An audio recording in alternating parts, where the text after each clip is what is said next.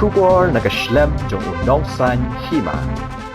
Kerangthong Cultural Club and Sports Association mentakasngi ke kelar teri benai nok pra arajar arpuar kala yo ban penha perdano ya ke lempung yelek kai football ya ke bala tip kum ke knockout football tournament arajar arpuar ke bala penlong hamadan mau puyor Rangthong Southwest Khasi Hills District hagasngi pun kot ya ke lempung yelek kai kejing yelek kai kala long hapdeng ke penok riwar football club persya ya ke Ngunrau United Football Club ha ka baka penok riwar kalala ban penlim no ya ka Ngunrau United da laikul la iway ya gani ka lempung lawan ban ha perda da uba Pius Marwain uba deru MLE bat MDC jong ka Ranikor constituency harengkat ka jinge dan lang uba kitbor lang nongrem menteri nong Rangthong kong victorialness imli kabade ka kertong jong ka seng congress bat kire orang ba hagani ka sngi ya ka nam player of the match layo da ujob buam yang top scorer layo da usamla Rayson Roy Linkoy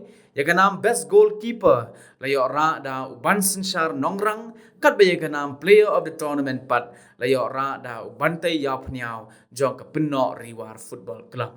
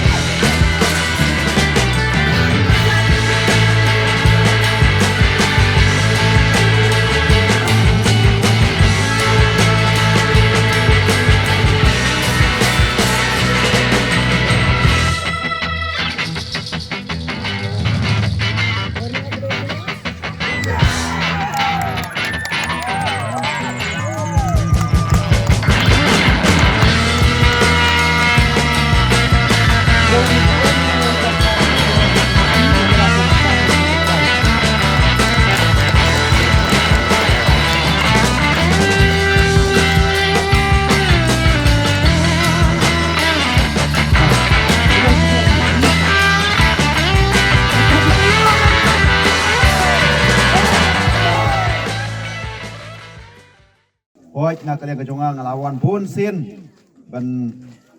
ya don lang ha kani ha kitarman ki paper ban long pumu kongsan ha kani kamadan but na kalian kejonga ru ngalak kular ya ka jingdon kam jong ki sport club apa ya dei bat kani kamadan bat ngalak penbenahi ba ha tu ki por bangan irap si paulak ban penpa susu ya kamadan but hadian ke jengkular na kalian ke jonga ngala tristom ban penyo ya kata ke jengkular but hadian bagi lawan na kalian ka sports department ban thau ban wo ya ka jingdon kam jo kamadan te na kalian ki jingdon kam baro patkum ke jingle ya ke jingdon kam ba la khamtam ya kasih pulang